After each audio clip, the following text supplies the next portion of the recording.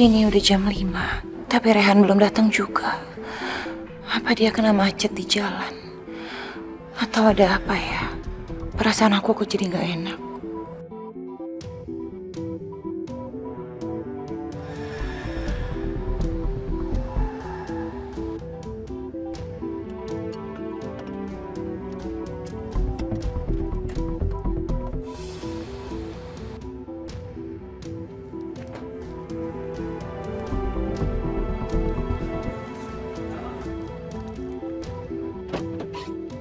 Ayo Bella.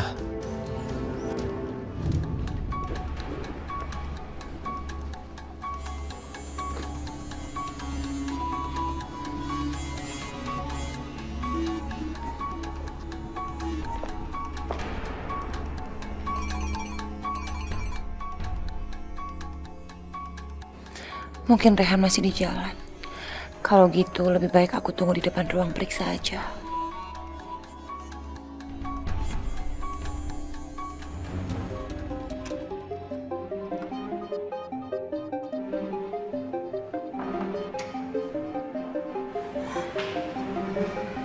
Terima kasih, Pak.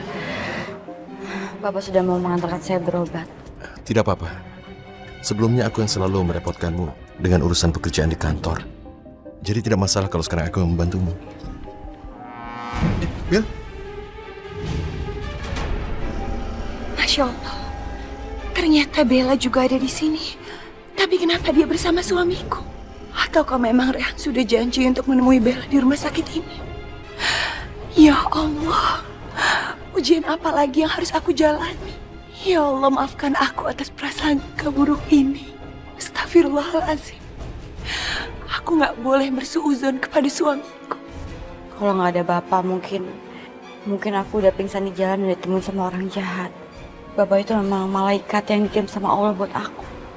Allahumma sholli ala Sayyidina Muhammad wa ala ali Sayyidina Muhammad. Ya Allah, dengan menyebut namamu dan Nabi Muhammad, aku memohon kepadamu, kuatkanlah diriku menghadapi kenyataan ini. Sepahit apapun kenyataan ini, aku harus siap. Tidak apa-apa, Bella. Rupanya Najwa sudah melihat aku dan Rehan. Mau apa lagi? Cepat atau lambat situasi ini pasti akan terjadi. Waktunya Najwa mempersiapkan diri untuk menerima aku menjadi bagian dari kehidupan cintanya dengan Rehan. Terima kasih ya, Pak. Saya berhutang budi sama Bapak. Bella. Baiklah, karena aku lihat kamu sudah baik, aku harus pergi. Maaf Pak, saya nggak ada maksud apa-apa. Saya cuma terharu karena Bapak begitu baik sama saya. Tolong jangan salah sangka sama saya. Jangan kamu berpikir sejauh itu karena memang kondisinya membuat aku harus melakukannya. Itu alasan aku membantumu. Astagfirullah. Aku lupa punya janji dengan Najwa. Dan aku sudah terlambat. Dia pasti sudah menungguku dari tadi. Ya Allah. Maafin saya, Pak. Saya jadi mengganggu waktu Bapak sama Mbak Najwa. Saya nggak mau kalau Bapak tuh berantem sama Mbak Najwa gara-gara saya. Saya sangat merasa bersalah, Pak. Kamu tidak perlu menangis seperti ini. Tidak enak dilihat orang. Bapak punya sapu tangan. Sapu tangan?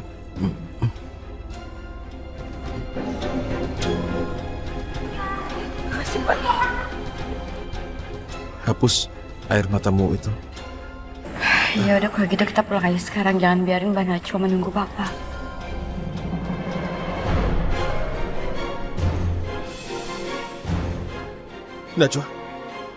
Najwa, tolong kamu jangan salah paham. Aku bisa menjelaskan. Tolong, dengar aku bicara.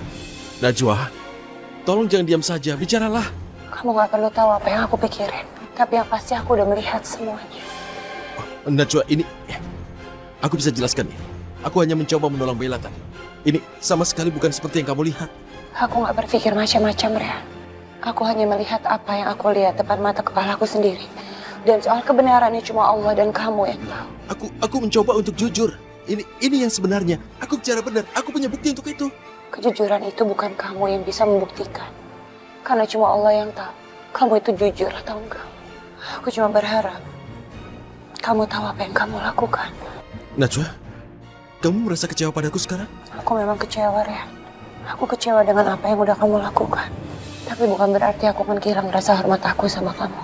Karena walau bagaimanapun juga kamu adalah suami aku. Tolong maafkan aku, Najwa. Aku menyesal semua ini terjadi. Kamu seharusnya bilang dari awal kalau kamu nolongin Bella. Biar aku nggak salah sangka kayak gini. Aku menyesal, Najwa. Itu semua salahku. Jadi tolong maafkan aku, Najwa. Dari tadi aku nelponin kamu, aku SMS kamu, tapi nggak pernah ada jawaban dari kamu. Tapi aku tidak mendengar telepon. Astagfirullah, teleponku tidak ada. Oh, pasti tertinggal di mobilnya Bella. Maafkan aku, Najwa. Kalau gitu sekarang sebaiknya kamu ambil aja handphone kamu di mobilnya Bella. Tapi sebaiknya kita menemui dokter kandungan dulu, baru aku selesaikan urusan teleponnya. Percuma, Rehan. Dokternya juga udah pulang dari 20 menit yang lalu. Mungkin lain kali aja kita kesini lagi. Ya Allah, gara-gara aku teledor, aku membuat Najwa kecewa dan menghapus harapannya untuk memeriksakan kandungannya. Aku menyesal, ya Allah. Mbak Najwa, maafkan Mbak, tapi ini nggak seperti yang Mbak lihat. Hubungan saya sama Pak Rehan itu tetap profesional. Saya itu sangat menghargai pernikahan Mbak sama Pak Rehan. Saya itu tadi cuma terharu Mbak, karena Pak Rehan itu sudah baik banget untuk menolong saya. Udahlah Bella, sekarang lebih baik kamu pulang. Kamu istirahat, kamu lagi sakit kan? Lagi pula, aku juga harus bersama Rehan. Terima kasih Mbak Najwa. Mbak memang sahabat saya yang paling baik. Pak, ini handphone.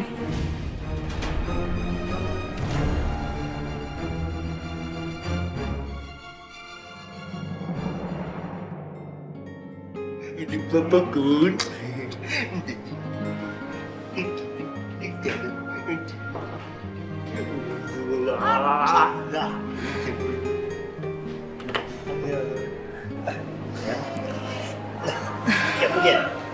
Siapa yang datang?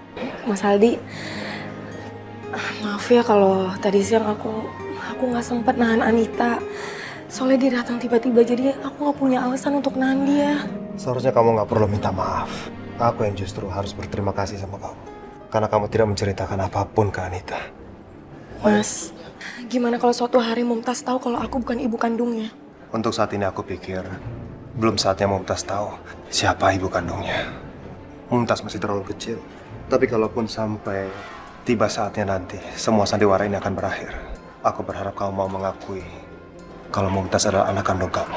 Mas, tapi suatu hari dia pasti akan tahu kalau aku bukan ibu kandungnya, dan aku tetap bukan ibu kandungnya, Mas, karena bukan aku yang melahirkan dia.